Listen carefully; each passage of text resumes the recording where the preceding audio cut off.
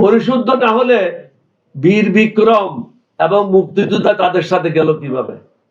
যারা আপনাদেরকে দ্বিতীয়বার বাংলাদেশে আপনি যে আজকে মুক্তভাবে কথা বলতে পারছেন, আজকে যে সবাই নির্বাচনের জন্য লাফালাফি করতেছেন, এটা কারা করেছে? এনসিপি করেছে। এটাতে মেজরিটি কারা ছিল?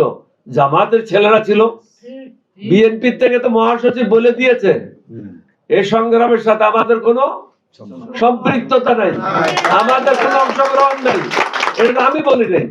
আমাদের তো 4 জন নিহত হয়েছে, 16 জন আহত হয়েছে, কিন্তু বিএনপির মহাসচিব বলছে আমরা এই সংগ্রামে অংশগ্রহণ করি নাই।